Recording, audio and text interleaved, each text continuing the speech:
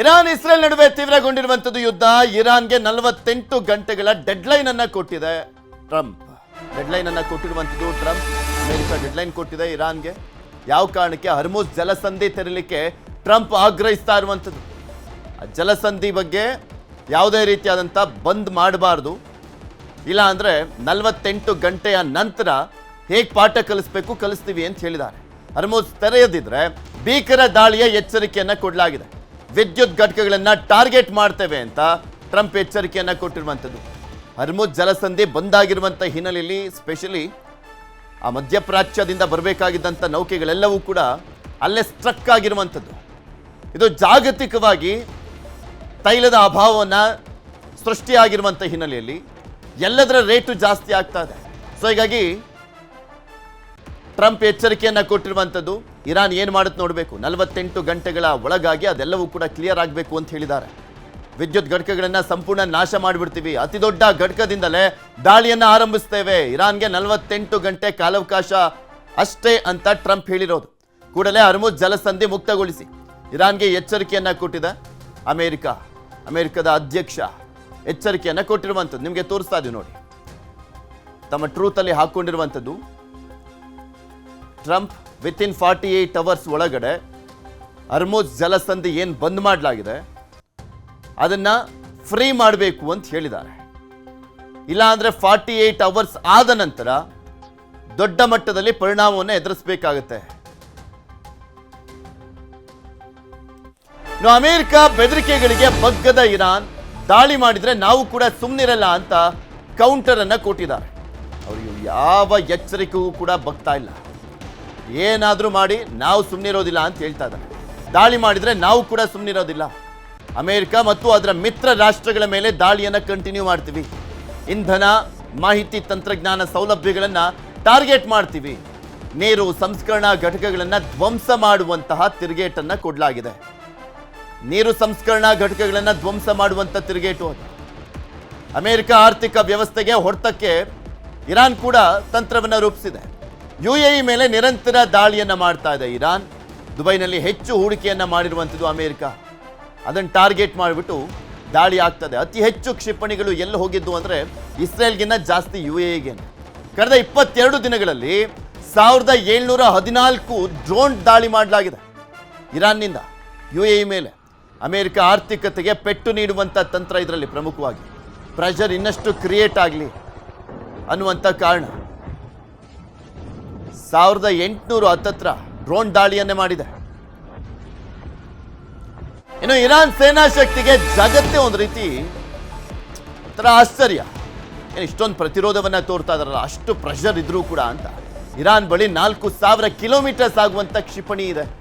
4000 kilometres ಆಗುವಂಥ ಕ್ಷಿಪಣಿ ಅದು. 2000 ಕಿಲೋಮೀಟರ್ಸ್ ಆಗುವಂಥ ಕ್ಷಿಪಣಿ ಕೂಡ ಇದೆ ಅಂತ ಹೇಳಲಾಗ್ತಾ ಇತ್ತು. ಅದನ್ನ ಈಗ ಆಲ್ರೆಡಿ ಪ್ರಯೋಗ ಮಾಡ್ತಾ ಇದ್ರು. ಆದರೆ 4000 ಕಿಲೋಮೀಟರ್ಸ್ ಆಗುವಂಥ ಕ್ಷಿಪಣಿ ಇದೆಯಂತ.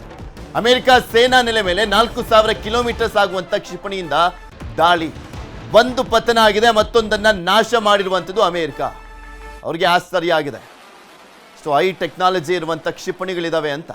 ನಿನ್ನೆ ಹಿಂದೂ ಮಹಾಸಾಗರದಲ್ಲಿರುವಂಥ ಡಿಯಾಗೋ ಗಾರ್ಸಿಯಾ ದ್ವೀಪದ ಮೇಲೆ ಇರಾನ್ ದಾಳಿಯನ್ನು ಮಾಡಿದೆ. ಇದು 4000 ಕಿಲೋಮೀಟರ್ಸ್ ಆಗುವಂಥ ಕ್ಷಿಪಣಿಯನ್ನು ಹೊಂದಿದೆ ಅನ್ನುವಂಥದ್ದು ನಿನ್ನೆನೇ ಗೊತ್ತಾಗಿದ್ದವರಿಗೆ. ಅನಿಲ ತೈಲ ಘಟಕ ಆಯಿತು, ಅಣುಸ್ಥಾವರಗಳನ್ನು ಟಾರ್ಗೆಟ್ ಮಾಡಲಾಗ್ತಾ ಇದೆ. ಇದು ಮೋಸ್ಟ್ ಡೇಂಜರಸ್ ಇದು. ಅನಿಲ ಘಟಕಗಳನ್ನು, ತೈಲ ಸಂಸ್ಕರಣಾ ಘಟಕಗಳನ್ನು ಟಾರ್ಗೆಟ್ ಮಾಡ್ತಾ ಇದ್ರು, ಅದರ ಮೇಲೆ ದಾಳಿಯನ್ನು ಮಾಡ್ತಾ ಇದ್ರು. ಈಗ ಅಣುಸ್ಥಾವರಗಳ ಮೇಲೆ ಟಾರ್ಗೆಟ್ ಮಾಡಲಾಗ್ತಾ ಇದೆ.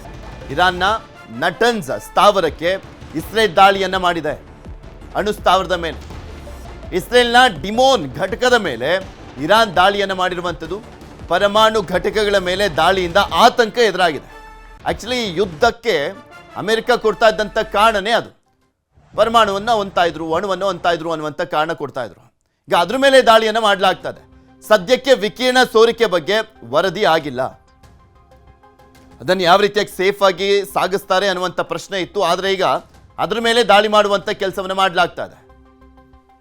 ಇದೆಲ್ಲದ್ರ ಬಗ್ಗೆ ಕಂಪ್ಲೀಟ್ ಆಗಿ ಡೀಟೇಲ್ಸ್ ಅನ್ನ ಕೊಡ್ತಾ ಹೋಗ್ತಾರೆ ನಮ್ಮ ನ್ಯೂಸ್ ಎಡಿಟರ್ ಆಗಿರುವಂತ ಡಾಕ್ಟರ್ ರಮೇಶ್ ಕುಮಾರ್ ಜೋಲ್ದಾಳ್ ನಮ್ಮ ಜೊತೆ ನೇರ ಸಂಪರ್ಕದಲ್ಲಿ ಜಾಯ್ನ್ ಆಗಿದ್ದಾರೆ.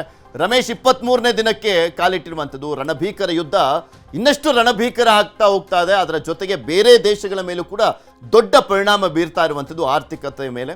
ಈಗ ಅಮೆರಿಕ ಎಚ್ಚರಿಕೆ ಕೊಟ್ಟಿದೆ, ಇರಾನ್ ಕೂಡ ತಿರುಗೇಟನ್ನ ಕೊಡ್ತಾ ಇದೆ. ಅಟ್ ಪ್ರೆಸೆಂಟ್ ಹೇಗಿದೆ ಸಿಚುಯೇಷನ್?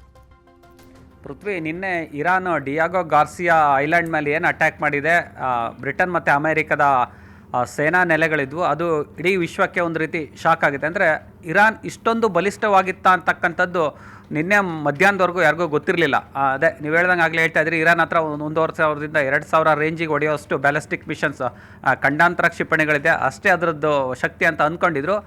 ಆದರೆ ಯಾವುದೇ ದೇಶ ತನ್ನ ಸೇನಾ ಶಕ್ತಿಯನ್ನು ಬಿಟ್ಕೊಡಲ್ಲ. ಯಾಕೆಂದರೆ ನಾನೇ ದೊಡ್ಡವನು ಅಂತ ಹೇಳಿದ್ರೆ ಇನ್ನೊಂದು ದೇಶ ಅದಕ್ಕಿಂತ ದೊಡ್ಡದು ಏನು ಬೇಕೋ ಅದಕ್ಕೆ ಅರೇಂಜ್ಮೆಂಟ್ ಮಾಡುತ್ತೆ.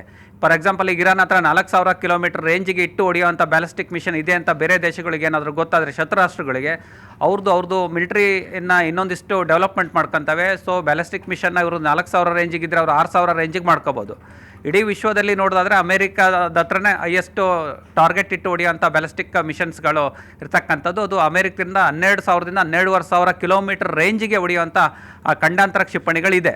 ಅದು ಬಿಟ್ಟರೆ ಈಗ ಗೊತ್ತಾಗಿದ್ದೇನು ಅಂದರೆ, ಈಗ ಇರಾನ್ ಹತ್ರ 4,000 ಕಿಲೋಮೀಟರ್ ರೇಂಜಿಗೆ ಹೊಡೆಯುವಂಥ ಇದೆ ಅಂತ.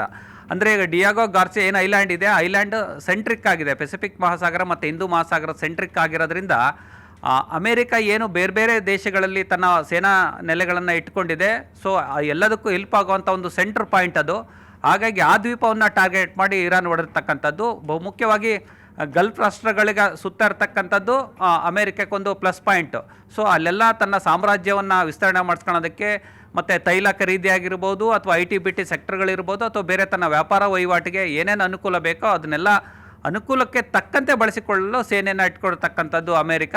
ಸೊ ಆ ಕಾರಣಕ್ಕಾಗಿ ಇರಾನ್ ನಿನ್ನೇನು ಡಿಯಾಗೋ ಗಾರ್ಸಿಯಾ ಐಲ್ಯಾಂಡ್ನ ಟಾರ್ಗೆಟ್ ಮಾಡಿ ಹೊರತಕ್ಕಂಥದ್ದು. ಇದು ಅಮೇರಿಕಕ್ಕೆ ಒಂದು ರೀತಿ ಶಾಕ್ ಆಗಿದೆ.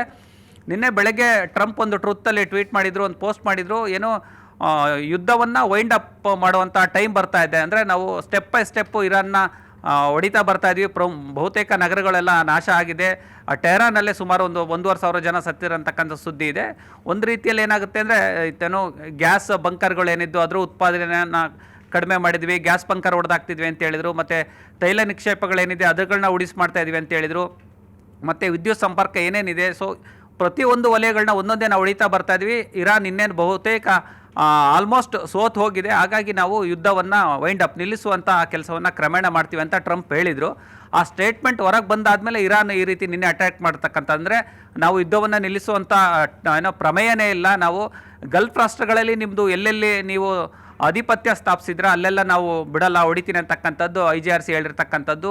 ನಿನ್ನೆಲ್ಲ ವಿದೇಶಾಂಗ ವಕ್ತಾರರು ಕೂಡ ಇದೇ ಮಾತನ್ನು ಹೇಳಿದ್ದಾರೆ. ಅಂದರೆ ನೀವು ನಮ್ಮನ್ನು ಕೆಣಕಿದ್ರೆ, ಎಷ್ಟು ಪ್ರಮಾಣದಲ್ಲಿ ಕೆಣಕ್ತೀರೋ ನಾವು ಅಷ್ಟೇ ಪ್ರಮಾಣದಲ್ಲಿ ತಿರುಗೇಟು ಕೊಡ್ತೀವಿ ಅಂತಕ್ಕಂಥದ್ದು. ಸೊ ಬೆಳಗ್ಗೆ ಕೂಡ ಹೇಳಿದ್ದಾರೆ, ಏನೋ ಅಮೇರಿಕದ ನೀರು ಸಂಸ್ಕರಣಾ ಏನಿದೆ ನೀರು ಸಂಸ್ಕರಣಾ ಘಟಕಗಳು, ಅದ್ರ ಮೇಲೆ ದಾಳಿ ಮಾಡ್ತೀವಿ, ನಿಮ್ಮ ಆರ್ಥಿಕ ವ್ಯವಹಾರಗಳೇನಿದೆ ಅದನ್ನು ಬಂದ್ ಮಾಡುವಂತಹ ಕೆಲಸ ಮಾಡ್ತೀವಿ ಅಂತಕ್ಕಂಥದ್ದು ಇರಾನ್ ಎಚ್ಚರಿಕೆ ಕೊಟ್ಟಿರ್ತಕ್ಕಂಥದ್ದು. ಇದು ಒಂದು ರೀತಿ ಅಮೇರಿಕಕ್ಕೆ ಶಾಕ್ ಆಗಿದೆ. ಅಂದರೆ ಯುದ್ಧ ಇನ್ನೇನು ಮುಗೀತು, ನಾವು ಕಂಪ್ಲೀಟ್ ಮಾಡ್ತೀವಿ ಅನ್ನೋಂಥ ಟೈಮಲ್ಲಿ ಇರಾನ್ ಈ ರೀತಿ ಅಟ್ಯಾಕ್ ಮಾಡ್ತಕ್ಕಂಥದ್ದು ಅಮೇರಿಕಕ್ಕೆ ಒಂದು ರೀತಿ ಸಹಿಸ್ಕೊಳ್ಳೋಕ್ಕಾಗ್ತಾ ಇಲ್ಲ ಪೃಥ್ವಿ. ಇದು ಎಷ್ಟು ದಿನದವರೆಗೆ ಈ ರೀತಿ ನಡೆಯುತ್ತೆ ಅನ್ನೋದು ಒಂದು ರೀತಿ ಯಕ್ಷ ಪ್ರಶ್ನೆ ಆಗಿದೆ. ಯಾಕೆಂದರೆ ಸುಮ್ಮನಿದ್ದ ಇರಾನು ನಿನ್ನೆ ತೋರಿಸಿರೋ ಶಕ್ತಿ ಇದೆಯಲ್ಲ, ಅದು ಒಂದು ರೀತಿ ಶಾಕ್ ಆಗಿದೆ. ಹಾಗಾಗಿ ನ್ಯಾಟೋ ರಾಷ್ಟ್ರಗಳಿರ್ಬೋದು, ಏನೋ ಟ್ರಂಪ್ ಕೇಳ್ತಾ ಇದ್ದಾರೆ, ನ್ಯಾಟೋ ರಾಷ್ಟ್ರಗಳು ನಮ್ಗೆ ಸಪೋರ್ಟಿಗೆ ಬರಬೇಕು, ನಾನು ನ್ಯಾಟೋದಲ್ಲಿದ್ದರೆ ಒಂದು ರೀತಿ ಏನೋ ಪೇಪರ್ ಟೈಗರ್ ಇದ್ದಂಗೆ ನ್ಯಾಟೋ ನಾನು ಇಲ್ಲದೆ ಹೋದ್ರೆ ಅಂತಕ್ಕಂಥದ್ದು ಟ್ರಂಪ್ ಹೇಳ್ತಾ ಇದ್ರು. ಎಲ್ಲ ವಿಚಾರಗಳೇನಾಗುತ್ತೆ ಅಂದರೆ, ಒಂದು ರೀತಿ ವಿಶ್ವಸಂಸ್ಥೆ ಗಮನಕ್ಕಿದ್ರೂ ಕೂಡ ಒಂದು ರೀತಿಯೆಲ್ಲ ಸೈಲೆಂಟ್ ಆಗಿರುವಂಥ ಪ್ರಯತ್ನ ನಡೀತಿದೆ ಯುದ್ಧವನ್ನು ನಿಲ್ಲಿಸೋದಕ್ಕೆ. ಗಲ್ಫ್ ರಾಷ್ಟ್ರಗಳಿರ್ಬೋದು, ಪೂರ್ವ ಏಷ್ಯಾ ರಾಷ್ಟ್ರಗಳಿರ್ಬೋದು, ಯುರೋಪಿಯನ್ ಒಕ್ಕೂಟಗಳಿರ್ಬೋದು, ಯಾವುದೇ ರಾಷ್ಟ್ರಗಳು ಕೂಡ ಅಮೇರಿಕ ಯುದ್ಧಕ್ಕೆ ಎಂಟ್ರಿ ಆಗಿದೆ ಅನ್ನೋ ಒಂದೇ ಕಾರಣಕ್ಕೂ ಕೂಡ ಎಂಟ್ರಿ ಆಗ್ತಿಲ್ಲ. ಈವನ್ ರಷ್ಯಾ ಮತ್ತು ಚೈನಾ ಕೂಡ ಒಂದು ರೀತಿ ಏನೋ 23ನೇ ದಿನ ಆದರೂ ಕೂಡ ಕಾದು ನೋಡೋ ತಂತ್ರದಲ್ಲೇ ಇದ್ದಾವೆ.